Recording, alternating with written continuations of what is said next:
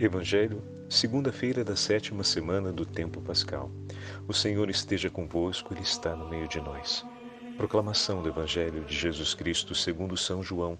Glória a vós, Senhor. Os discípulos disseram a Jesus: Eis agora falas claramente e não usas mais figuras. Agora sabemos que conheces tudo e que não precisas que alguém te interrogue. Por isso cremos que vieste da parte de Deus. Jesus respondeu: Credes agora? Eis que vem a hora, e já chegou, em que vos dispersareis, cada um para seu lado, e me deixareis só. Mas eu não estou só, o Pai está comigo. Disse-vos estas coisas, para que tenhais paz em mim. No mundo tereis tribulações, mas tende coragem, eu venci o mundo. Palavra da salvação. Glória a vós, Senhor. Segunda-feira da 7ª semana do tempo pascal, em nome do Pai, do Filho e do Espírito Santo. Amém. Queridos irmãos e irmãs, após a celebração da solenidade da Ascensão do Senhor, hoje a Santa Liturgia nos dá a graça de voltarmos ao 16º capítulo do Evangelho de São João. E para a meditação de hoje, vendo o texto que acabamos de ouvir, e parando um pouco sobre ele em oração, nós estamos no versículo, para pegar aqui mais precisamente, estamos no versículo 29. Estamos no último trechinho do 16º capítulo. E essa frase me ecoou no meu coração. O Senhor conhece a fraqueza dos seus discípulos, o Senhor conhece a limitação deles, o Senhor conhece o quanto eles não serão capazes naquele momento de amá-lo. Que prova de amor maior do que essa poderemos ter? Aquele que conhece a nossa fraqueza e a nossa incapacidade de amá-lo, não nos deixa de amar. E nos fala isso não para ser causa de condenação, mas para que possamos encontrar paz. É bem verdade que, quando nos damos conta do pecado que cometemos contra alguém que amamos muito, o sentimento de culpa e de vergonha, que nem sempre aparecem com distinção um do outro, se embolam em um peso tão grande que pode criar, inclusive, o remorso e levar ao desespero. E o Senhor disse a seus discípulos, no Evangelho de hoje, essa frase que para nós é muito importante. Eis que vem a hora, e já chegou, em que vos dispersareis, cada um para seu lado, e me deixareis só. Jesus está declarando o contrário daquilo que eles declararam. Vocês acabaram de declarar que creem, mas vai chegar o tempo, e está próximo, em que vocês irão virar as costas e me deixarão só. E ele acrescenta: mas eu não estou só, o Pai está comigo. E disse-vos estas coisas, não para condená-los, não para fazer com que eles se sentissem a pior das pessoas, ou então para que isso fosse a declaração da extinção da amizade entre eles. Disse-vos estas coisas, para que tenhas paz em mim. Como assim, Padre, para que tenhas paz em mim? Para que quando venha o peso da culpa e o peso da vergonha, possamos nos recordar que o Senhor conhecia a nossa fraqueza e nos amou quando éramos fracos. Ele antecipa esse conhecimento para que nós possamos acreditar no seu amor. Vocês lembram da passagem do filho pródigo? Quando na meditação falamos a respeito da atitude do pai, que tinha o direito, seja moral, seja jurídico, de aplicar sobre o filho uma pena e até mesmo uma condenação, né, mais severa, o filho mais novo, por aquilo que ele estava fazendo e pela forma como ele estava agindo. Entretanto, o pai, percebendo a cegueira do filho, que naquela hora não se percebia cego, o pai, sabendo no que ia dar a escolha do filho, que naquela hora não acreditava que a sua escolha fosse a pior e que o levaria à ruína completa, mas o pai, sabendo e prevendo isso, não permitiu que o filho partisse sem uma parte da herança importante, a certeza do seu amor. Dividir a herança e entregar para o filho, a gente às vezes olha para esse fato pura e simplesmente, que ele dividiu e entregou e ponto. Mas ele não só dividiu e entregou. Ele tinha um poder de aplicar contra ele uma penalidade moral, ele tinha o direito de aplicar contra ele uma penalidade, digamos assim, civil, né, jurídica, pela atitude que ele estava tomando. Ele tinha a possibilidade de freá-lo em todos os modos, mas esse pai também tinha a sabedoria, a visão de futuro, o conhecimento da vida e do mundo, e sabia muito bem o filho que o seu pai possuía consigo, além dos direitos que eu falei, também todas essas virtudes e todos esses tesouros. E que poderia, com muita segurança, julgá-lo com suficiente equilíbrio e justiça. Entretanto, o pai, podendo valer-se de tudo isso para impedir o filho de tomar a sua decisão, ao entregar-lhe parte da herança, o pai está dizendo sem palavras: filho meu, eu te amo. Mas como assim, Padre Fábio?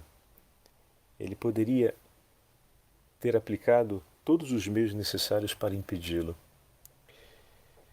Mas naquela hora, ao entregar a herança para que o filho partisse, e sabendo ele, por consciência própria, que tudo andaria por uma estrada ruim,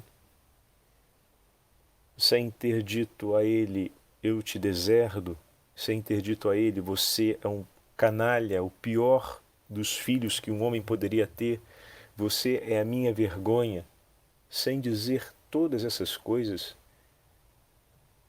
o pai testemunha àquele filho que ele não está sendo expulso de casa, o que significa dizer que a porta de casa está aberta para ele. Ele está testemunhando para aquele filho que ele não sai sob o peso da maldição de um coração dilacerado pelo seu orgulho e pela sua presunção. Mas ele continua abençoado, da mesma forma como o pai no dia do seu nascimento bendisse a Deus e o abençoou diante dos céus, assim também ele sai daquela casa sob o sinal dessa bênção. Significa ainda dizer que aquele pai que sempre o amou e tudo fez por ele, não quer que ele deixe de ter a herança que ele lhe preparou. E a herança maior não são os bens que ficam, mas o amor que se tem no coração. Então esse foi o testemunho sem palavras que o pai deu com o seu gesto. Da mesma forma, no Evangelho de hoje, o Senhor revela a verdade a respeito dos discípulos, aos próprios discípulos. Isso é duro, isso é duro. Vocês acreditam que já possuem fé e são capazes de suportar as dores da vida para amar aqueles a que se propõe de amar. e para amar o próprio Deus. Porém eu vos digo, não. Ainda não estáis preparados. É duro ouvir isso, né? Quantas vezes gostaríamos de e tentamos nos convencer que já estamos prontos para tanta coisa e no final amargamos o dissabor de constatarmos que o nosso coração ainda não está preparado. E ficamos remoendo aquela amargura dessa descoberta. Calma, meu irmão. Olha para o teu Senhor, que conhece isso, e ao mesmo tempo conhece, como conhecia o desejo do coração dos apóstolos, que era de amar sim o Senhor, que era de ter uma fé ardente. E mais do que eles, o próprio Deus desejava isso. É aqui que está a esperança. O Senhor não se escandaliza pela nossa vergonha, porque Ele se comprometeu com a nossa vitória. Ele se comprometeu com a nossa santidade, por isso Ele não se escandaliza com o nosso pecado. E é aqui o ponto que realmente nos sustenta nessa vida, para que não venhamos a precipitar no desespero. Deus se comprometeu com a nossa santidade e zela por nós, para que sejamos fortes e firmes na fé. É preciso reconhecer a nossa fragilidade e suplicar a Ele sempre a graça de conduzir-nos a isso. Conduzir-nos, Senhor, na direção que desde toda a eternidade foi desejada por nós. E aqui fica uma reflexão importante para a gente hoje. Quantas vezes, meus irmãos e minhas irmãs, também nós não conhecemos ou intuímos a fragilidade de nossos irmãos e irmãs?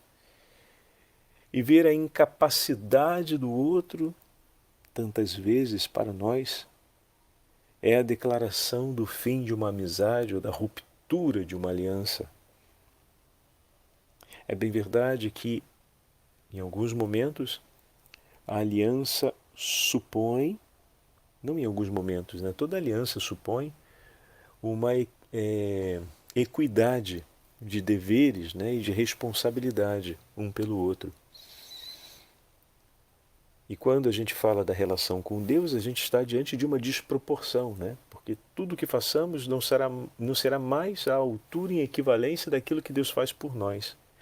Mas por graça, como é o próprio Senhor, assim já meditamos em outras ocasiões, que motiva, sustenta na força e impulsiona na perseverança, isso qualifica o nosso ato, por ser um ato do próprio Deus, a essa equivalência, desde que a gente sempre vivendo a plena liberdade de morrer para si próprio, pela humildade, obediência e pobreza, nos deixemos guiar. Então, quanto mais eu me coloco nas mãos do Senhor, mais me deixo inspirar por Ele, mais me deixo fortalecer e guiar por Ele, e mais me deixo impulsionar por Ele na perseverança, maior será essa resposta em equivalência. Porque somente algo que é de Deus pode ser oferecido à altura da oferta que Deus fez por nós. Então é nesse ato de morrer para si próprio, para viver Cristo, que a gente oferece, mas ainda assim, né, a nossa imperfeição, o único coração puríssimo que jamais estabeleceu nenhuma resistência, por menor que fosse, é o da Virgem Maria. Todos os demais corações, de alguma forma, feriram essa obra de Deus, que é desejada desde toda a criação, né, desde o início da criação, a plenitude da vida divina em nós, sem ser em nenhum momento perturbada pelo pecado. Todos nós temos esse desequilíbrio, né? E vivemos pela ação do Espírito Santo, buscamos viver pelos socorros que o Senhor nos entrega para nos restabelecer o vigor da graça, essa realidade, né? De oferecer ao Senhor aquilo que lhe é digno. De que forma? Morrendo para nós mesmos, escolhendo a pobreza, obedecendo pela humildade, né? Que é o morrer para si. Bom, muito bem. Aqui estamos. Se dessa forma o Senhor nos trata e vivemos com Ele, por que quando o nosso irmão vacila conosco, nos abandona, nos deixa sozinho? Olha aqui o que Jesus está falando. Isso era para ser uma cura. Isso é uma palavra de cura para o seu coração, que ficou muito ferido quando o teu amigo, a tua amiga, virou as costas para você, exatamente na hora que você mais precisava. E você disse: de hoje em diante, eu não quero mais ver você nem pintado de ouro na minha frente e na minha vida. Eu poderia esperar tudo de você, menos isso, que na hora que eu mais precisei, você não estivesse do meu lado. Até para essa ferida tem cura, meus irmãos. Mas é preciso que a gente aprenda com o Senhor. E o primeiro ensinamento que o Senhor dá aos discípulos é exatamente esse. Eis que vem a hora, e já chegou, em que vos dispersareis, cada um para seu lado, e me deixareis só. Olha o que ele fala agora. Mas eu não estou só. O Pai está comigo. É aí. É nessa verdade que vai ser curado o teu coração dessa mágoa que ficou marcada aí por anos. Ainda que aquele filho, que aquela mãe, que aquele pai, que aquele amigo, que aquele irmão, que aquele marido, que aquela esposa tenha te deixado sozinho, você não ficou sozinho porque o teu Senhor cuidou de ti. E na sua infinita misericórdia chamou tantos outros como amigos para saírem de onde estavam e serem por você, em algum momento, socorro e misericórdia, para que você conseguisse não apenas superar aquele momento, porque não estava sozinha, não estava sozinho, o Senhor estava contigo, mas para que também não declarasse sobre aquela relação um mal eterno. Porque o rancor e o ressentimento, quando a gente guarda no coração, parece que eles são eternos. Quanto mais tempo eles passam dentro de nós, pior vai ficando, né? Não é como o vinho, que no passar do tempo fica melhor, né? O rancor e o ressentimento funciona da forma contrária. Vai passando o tempo, a gente vai perdendo, vai ganhando distância dos fatos, e os fatos vão se modificando também no desenvolvimento da nossa memória, e a gente acaba perdendo os referenciais que podem nos tirar de dentro daquele grande rodamuinho do ressentimento. Mas se o Senhor ficou do teu lado, se o Senhor colocou ao seu lado pessoas que foram por ti, a mão da sua providência, meu irmão e minha irmã, era para que você pudesse oferecer por aquele que virou as costas e que te deixou só, a mesma atitude que o Senhor ofereceu, o seu perdão. Disse-vos estas coisas para que tenhais paz em mim. Perdoar significa declarar a paz sobre aquela ferida do passado. Perdoar significa dizer: eu sei que você não esteve comigo, eu sei que você virou as costas para mim, mas Deus veio em meu socorro para que eu não virasse as costas para você. Estão entendendo? Guarda essa frase contigo. Eu sei que você virou as costas para mim e que me fez mal em um tempo, e como eu senti a sua falta. Mas Deus ficou comigo e do meu lado para que eu conseguisse passar por tudo aquilo que passei e não viesse a virar as costas para você, porque eu conheci a dor que significa ver alguém que se ama virar as costas.